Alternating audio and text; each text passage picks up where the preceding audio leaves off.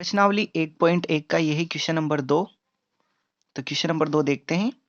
दर्शाइए कि कोई भी धनात्मक, देखिए ये ध्यान से देखिए, धनात्मक विषम पूर्णांक धनात्मक होना चाहिए, विषम होना चाहिए और पूर्ण अंक होना चाहिए।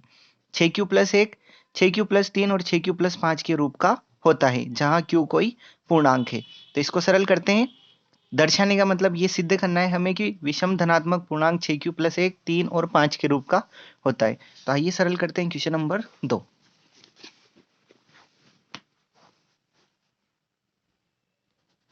क्वेश्चन नंबर 2 इसका सॉल्यूशन सबसे पहले देखते हैं। दिया है हमें, दिया है q कोई पूर्णांक है और सिद्ध करना है, सिद्ध करना है यानी कि दर्शाना है कि विषम धनात्मक पूर्णांक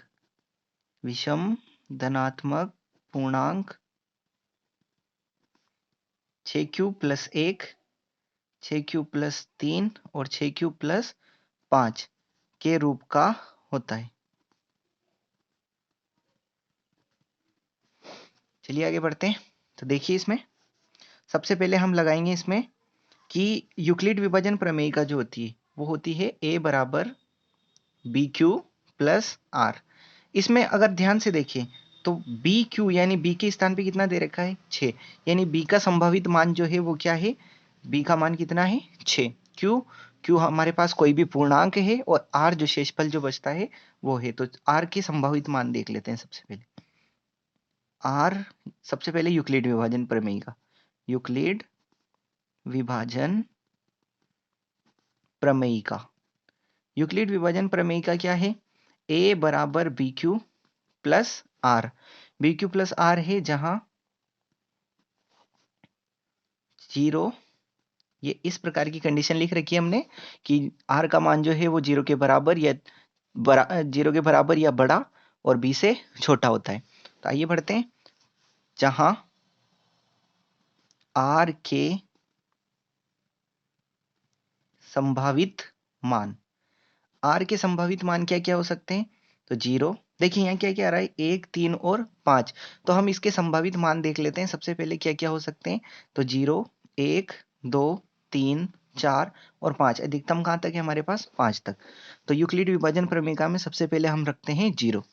तो R बराबर 0 रखने पर, जैसे हम R का मान 0 रखेंगे तो देखिए यूक्लिड विभाजन प्रमेय किस प्रकार की बनेगी। तो R का मान तो a, और यहीं पे q एक पूर्णांक है जहां b का मान कितना लिख लेते हैं 6, क्योंकि सब में क्या है b की जगह 6, b बराबर 6 है। ये तो हमें उसने दे रखा है। अब देखते हैं इसको, r बराबर 0 रखने पर तो a बराबर b के स्थान पर 6 है, b का मान कितना है 6, q का मान q और r का मान 0, क्या बनी है a बराबर 6q। अगर 6q को ध्यान से देखें ना हम, तो 6q इस रूप की है, 6 की q की जगह 1 रखें तो 6 गुणा 1 6 कम 6, 2 रखेंगे तो 6 गुणा 2 6 दूनी 12, 6 3 18। तो इस प्रकार से देखिए ये भी सम है, ये भी सम और ये भी सम। तो ये 6q भी कौन सी संख्या है, सम संख्या है।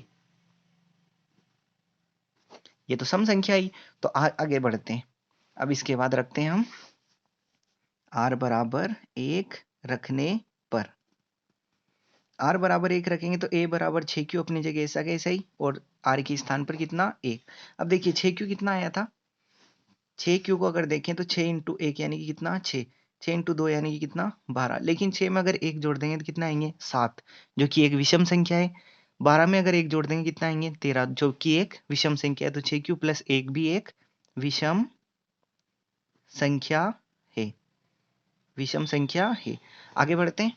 r बराबर 1 भी हमने रख दिया। अब कितना रखें, r बराबर 2 रखने पर, तो a बराबर 6q+2।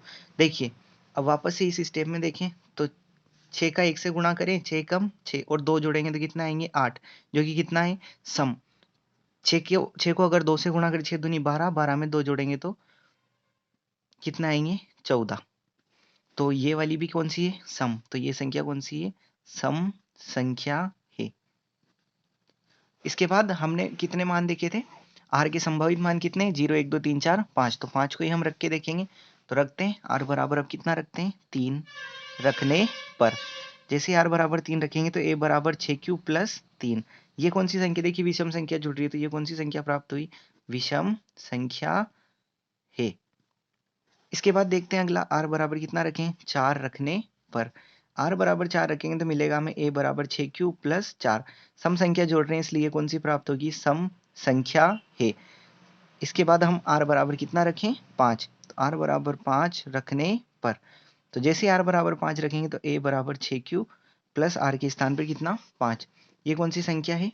तो ये देखिए विषम संख्या जुड़ रही है इसलिए कौन सी संख्या है? विषम संख्या है। तो इसमें ध्यान से देखिए, अब जब हमने 0 2 और 4 रखा तब 0 रखने पे हमें क्या मिली? सम। 2 रखने पे कितनी मिली? सम। और 4 रखने पर कितनी मिली? 4 रखने पे भी कितनी मिली? सम। तो लेकिन अगर प्रश्न में जो पूछा उसने वो कह रहा है कि विषम धनात्मक पूर्णांक 6q प्लस 1 6q प्लस 3 और 6q प्लस 5 के रूप का होता है। तो देखिए 6q प्लस 1 क्या आया है? विषम। 6q प्लस 3 क्या आया है? विषम। और 6q प्लस 5 क्या आया है? विषम। अतः हम कह सकते हैं कि अतः कोई भी विषम धनात्मक पूर्णांक 6q प्लस 1 6q प्लस 3 और 6q प्लस 5 के रूप का होता है। और यही क्या है? हमारा आंसर। और अगर इसको हेंस प्रूव लिखना चाहें तो लिख सकते हैं, क्योंकि ये हमें सिद्ध करना था। एक बार और देख लेते हैं। सवाल था कि विषम धनात्मक पूर्णांक के रूप में सिद्ध करना था यूक्लिड विभाजन प्रमेय का ए बराबर बी क्यू प्लस आर। और जहां आर के संभावित मान देखिए हैं कितने तक है? 5 तक। तो हमने भी 5 तक रख दिए।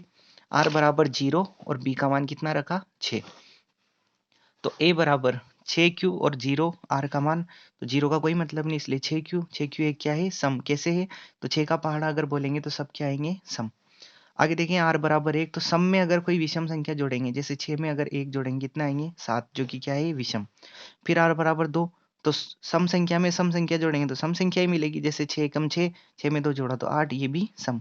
फिर 3 रखा विषम मिला, 4 रखा सम मिला, 5 रखा तो विषम। और वो कह रहा था कि विषम संख्या बताओ, तो 1 3 और 5 विषम के रूप में है। अतः कोई भी संख्या, कोई भी विषम धनात्मक पूर्णांक 6q प्लस 1 3 और 6q प्लस 5 के रूप का होता है।